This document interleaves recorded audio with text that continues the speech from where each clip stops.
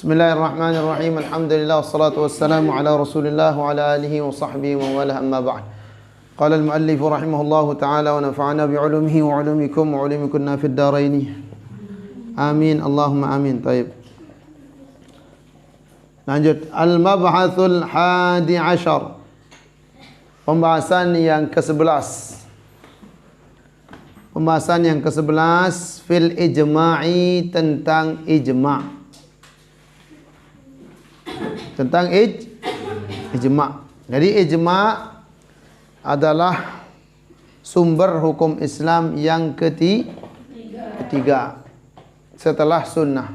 Yang pertama sumber hukum Islam adalah Al-Qur'an, yang kedua sunnah, dan yang ketiga ijma'. Yang terakhir adalah qiyas. Ada juga yang mendahulukan qiyas dari segi zaman. Ada juga dari segi zaman yang mendahulukan qiyas. Qiyas yang nomor 3, kemudian ijma' nomor 4. Karena apa? Karena qiyas lebih dahulu ketimbang ijma' menurut zaman. Tapi kalau bukan menurut zaman, maka kekuatannya ijma' baru nanti qiyas. Al-ijma'u lughatan, ijma' menurut bahasa ittifaqun, yaitu sepakat. Ijma' menurut bahasa sepakat.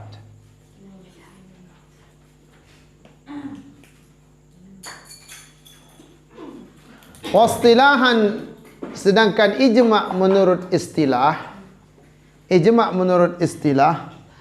ittifaqu ummati Muhammadin sallallahu alaihi wasallam, kesepakatan umat baginda Nabi besar Muhammad sallallahu alaihi wasallam, ba'da wafatihi, setelah wafatnya, fi asrin minal a'sari, pada suatu masa dari beberapa masa, ala amrin minal umuri, atas satu perkara dari beberapa perkara. Dengarkan akhi. Jadi sini perlu ada dari definisi atau istilah ini, ada yang perlu kita garis bawahi. Bahwa di sini disebutkan ittifaqu ummati Muhammadin sallallahu alaihi wasallam. Jadi ulama menyebut yang kesepakatan ini bukan hanya umat Nabi Muhammad maksudnya. Kalau disebut kesepakatan umat Nabi Muhammad, tidak semua umat Nabi Muhammad mampu menentukan hukum. Justru di sini disebutkan oleh ulama bahwasanya ini harus diikat kalimat umat ini. Ittifaqu ummati Muhammad, ittifaqul mujtahidin. Ini ulama di kitab ini juga disebutkan. Ini disebutkan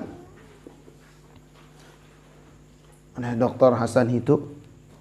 Dan ketika saya ngaji juga dulu, guru saya juga sudah menjelaskan, tidak bisa hanya sekedar umat. Jadi yang sepakat itu mujtahid dari umat Nabi besar Muhammad sallallahu alaihi wasallam. Harus mujtahid. Jadi tidak semuanya. Kalau sekarang sepakat umat Nabi Muhammad tapi mujtahidnya diam. Mujtahidnya kan hanya beberapa orang yang mujtahid. Kalau umat Nabi Muhammad sekarang miliaran jumlahnya.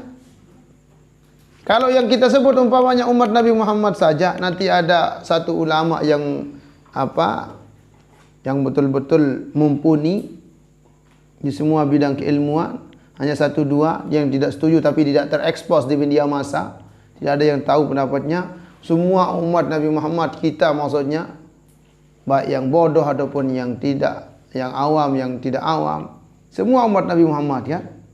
Semua yang mengucap la ilaha illallah Muhammad Rasulullah, umat Nabi Muhammad sallallahu alaihi wasallam. Ini kita umatul ijabah. Ada yang umatul dakwah. Umat Nabi Muhammad juga. Yang non muslim umatul dakwah. Tapi di sini maksudnya ini tolong dikasih catatan kaki ini. Yang punya kitab kasih catatan kaki. Ittifaqu ummati Muhammad maksudnya ittifaqul mujtahidina. Ittifaqul mujtahidin, kesepakatan ulama mujtahid. Harus yang sepakat ini ulama yang mujtahid. Dari mana? Min ummati sayyidina Muhammad, dari umat Nabi Muhammad. Itu yang dikatakan ijma'. Ittifaq ulamanya yang ittifaq, yang sepakat. Bukan kalau umat Nabi Muhammad semuanya kita umat Nabi Muhammad. Kalau yang kita tunggu umat Nabi Muhammad Ya sekarang banyak yang tidak sepaham. Ngerti maksud anak nih? Ngerti?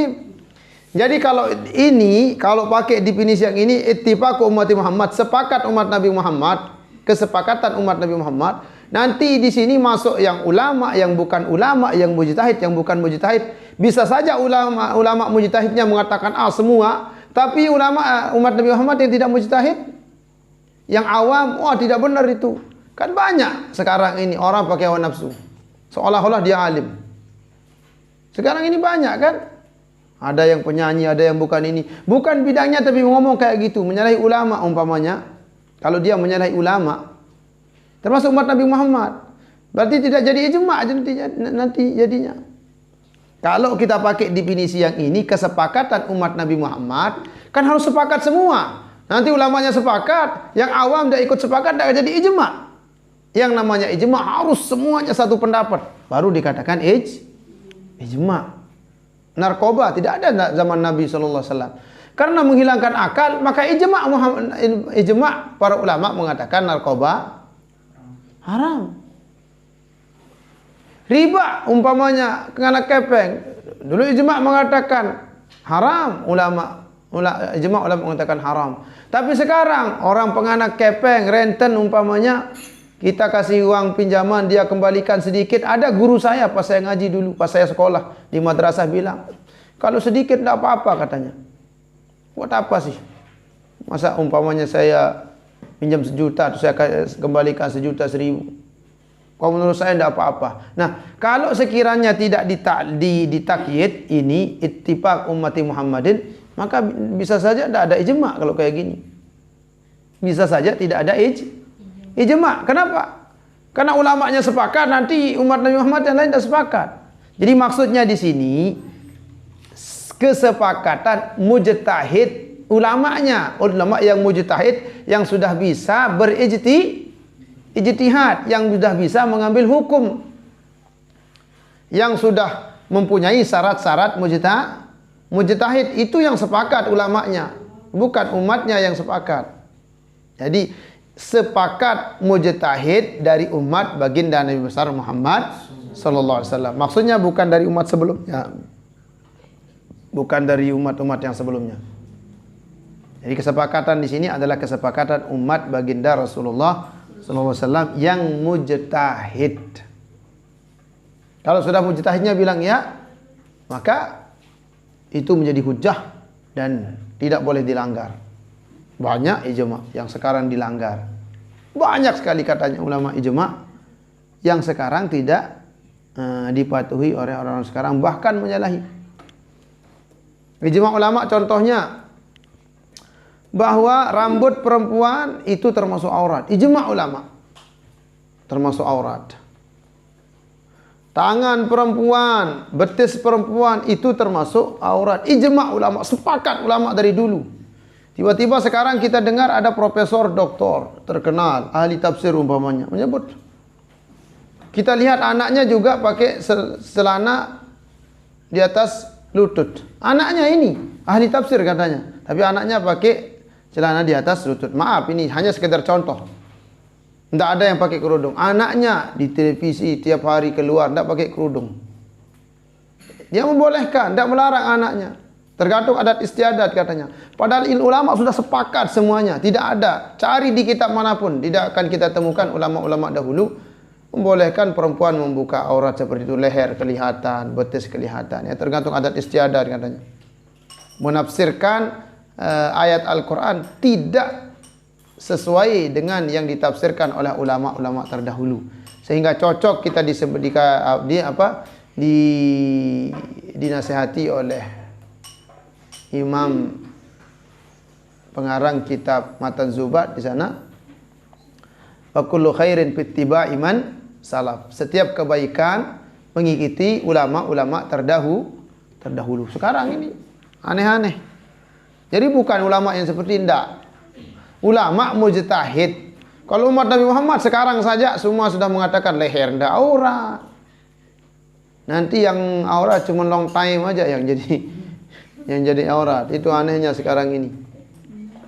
Nah, banyak sekarang ulama. Jadi hati-hati.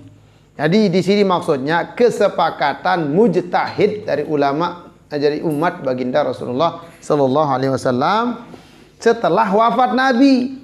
Ingat, ini apa? Ba'da wafatihi sallallahu alaihi wasallam, setelah wafatnya Nabi. Berarti kalau Nabi belum wafat, kemudian ada kesepakatan dan Nabi tahu, nanti ada perkataan Nabi, bukan ijma' lagi namanya. Tapi apa? Yang jadi hujah bukan kesepakatan sahabat, tapi yang jadi hujah adalah ucapan Nabi atau perbuatan Nabi atau diamnya Nabi. Jadi tidak ada ijma' di zaman Nabi. Yang ada setelah Nabi wafat, sahabat tabi'in dan seterusnya sampai zaman kita, ijma' masih terbuka. Masih terbuka sampai sekarang. Kalau ulama di dunia sudah mengatakan boleh, semuanya diam, maka diam. Maka ijma'. Kalau ulama mengatakan boleh, maka semua umpamanya di seluruh dunia ulama mengatakan boleh, maka boleh. Kalau seluruh ulama di dunia mengatakan tidak boleh, maka tidak boleh. Dan dalilnya harus qat'i. Dalilnya maksudnya dalilnya ijma' jadi qat'i jadinya. Wajib kita ikuti. Kalau ijma' jelas. Jelas kan? Jadi syaratnya itu ijma' ini baru terikat setelah wafatnya Rasulullah. Nah, perhatikan kan? Perhatikan. Dia paham, perhatikan. Perhatikan. Enggak endang saya. Ini andang di julu andang. Ini dalil ijma'. Wal ijma'u hujjatun indal jumhuri, dan ijma' itu adalah hujjah indal jumhur menurut mayoritas ulama. Dia hujjah, tidak bisa ditolak, tidak bisa diingkari, wajib diikuti. Lima akhrajahu Tirmizi, bagi apa yang dikeluarkan hadis oleh Imam Tirmizi, karena ada hadis yang diriwayatkan oleh Imam Tirmizi. An Ibni Umar, dari Sayyidina Umar, an Nabi sallallahu alaihi wasallam, dari Nabi sallallahu alaihi wasallam, anhu qala, bahwasanya Nabi bersabda. Apa sabda Nabi? La tajtami'u ummati 'ala dhalalati, tidak akan berkumpul umatku dalam kesesatan. Jadi kalau mayoritas umat Nabi sudah mengatakan, ulamanya mengatakan A, maka yang A wajib untuk kita ikuti. Tidak boleh kita menyeleweng ke B, ke C, apalagi ke Z. Jelas? Wa yadullah 'alal jamaah, dan Allah di atas para jamaah. Allah bersama dengan jamaah. Yadullah 'alal jamaah.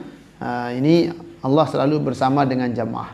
Jadi lihat Sawadul Azam, jamaah yang terbanyak sekarang Ahlus Sunnah. Ikuti Ahlus Sunnah. Jangan ikuti yang nyeleneh-nyeleneh, jangan ikuti yang satu orang, dua orang. Jangan sekali-kali. Ikutilah mayoritas ulama. Jelas? Wal ijma'u yasihu biqaulihim wa bifi'lihim, dan ijma' itu sah dengan perkataan mereka para ulama, wa bifi'lihim, dan dengan perbuatan para ulama. Jadi ijma' itu terikat dengan dua. Yang pertama dengan perkataan ulama, yang kedua dengan perbuatan ulama. Kalau ulama semuanya mengatakan, oh perkara ini boleh, dalilnya begini-begini, semua ulama tanpa terkecuali mengatakan boleh. Narkoba, ulama mengatakan haram, semua. Tidak ada yang tidak mengatakan haram kecuali yang doyan narkoba. Mujtahidnya, ulamanya mengatakan narkoba itu haram. Kenapa? Karena sama dengan khamr, menghilangkan akal. Maka hukumnya jadi ijma', semua ulama sepakat jadi ijma', maka haram juga dikonsum sedikit ataupun banyak. Haram dikonsumsi. Nah, ini dari perkataan ulama. Wa yasihu aidan biqaulil ba'd wa bifi'lil ba'd. Yang kedua dulu, wa bifi'lihim, dan perbuatan ulama. Ketika mujtahid melihat ada perbuatan seseorang, mujtahid yang satu diam, ulama yang itu diam, ada perbuatan baru umpamanya kan. Ada amalan baru atau ada budaya baru, tapi ulama di mana-mana diam, tidak ada yang membahasnya. Bagaimana pendapat? Wah, tidak apa-apa kata ulamanya. Yang lain diam semua. Atau dikerjakan oleh ulama mujtahid itu, ada budaya baru dikerjakan oleh ulama mujtahid. Ulama mujtahid satu lagi mengerjakan, yang satu lagi mengerjakan, yang lainnya tidak mengerjakan, diam, tidak melarang. Maka itu juga jadi ijma'. Wa yasahu aidan biqaulil ba'di wa fi'lil ba'di. Boleh juga, sah juga ijma' itu dengan perkataan sebagian dan perbuatan sebagian. Sebagian ulama mengatakan, oh kalau begini-begini boleh. Ada yang satu ulama lagi mujtahid, tidak dia mengatakan apa-apa tapi dia kerjakan. Artinya tidak ada yang bertentangan, semua ulama sama, ada yang mengucapkan, ada yang kerjakan. Maka itu juga jadi ijma. Syaratnya bagaimana? Ada sebagian mengucapkan, sebagian mengerjakan. Wantisyaru dzalikal qaul, dan menyebar ucapan itu, awil fi'l atau perbuatan itu, wasukutul baqin, dan yang lainnya juga diam. Yang lain, ulama lain yang tahu diam, tidak ngomong apa-apa, dan dia tahu. Wasukutul baqin alaih, diam atasnya. Wa yusamma dzalika bil ijma'is sukuti, dinamakan yang demikian itu ijma' sukuti. Satu dua mengerjakan, yang satu hanya ngomong. Sebagian mayoritas ulama diam saja ketika dilihat ada yang mengerjakannya, maka itu dinamakan ijma' sukuti. Karena mayoritas ulama diam, dinamakan ijma' sukuti. Contohnya apa? Dengar contohnya. Wajtama'u ala naqdil wudu' bil kharijil mu'tad minas sabilain. Semua ijma' contohnya ijma' sepakat. Ketika dia tidak menemukan, umpamanya dia cari hadisnya tidak ketemu, sepakat ulama ala naqdil wudu', atas batalnya wudu' bil kharijil mu'tad, dengan sesuatu yang keluar yang biasa, minas sabilaini, dari dua jalan, keluar tai, keluar penek, keluar apapun dari dua jalan, maka itu membatalkan wudu, dan ini tidak ada satupun yang menolaknya di kalangan ulama, maka jadilah hal itu ijma'. Adapun menyentuh perempuan batal wudu, ada yang batal wudu itu tidak, ada yang mengatakan batal, ada yang mengatakan tidak, berdasarkan hadis Nabi. Yang mengatakan batal berdasarkan hadis Nabi, yang mengatakan tidak batal berdasarkan hadis Nabi, berarti bukan karena masih ada perbedaan pendapat. Tapi kalau masalah batalnya wudu dengan keluar dari salah satu dua jalan, kencing, buang air besar, ini batal wudhu dengan kesepakatan ijma' seluruh ulama, tidak boleh ditentang. Ijma'. Kalau yang lain tidak ijma'. Wahwal baul wal ghaid, itu kencing dan berak. Ini sepakat ulama, batal wudhu kita katanya.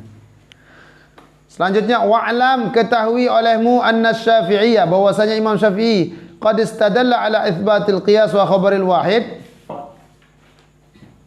Nah, ini maksudnya istitrad ini. Jadi ijma' itu kalau sudah ada sukuti, umpamanya ada ijma' di zaman sahabat, tidak ada beritanya ke kita kecuali melalui satu riwayat, maka situ sudah cukup. Tidak mesti harus mutawatir.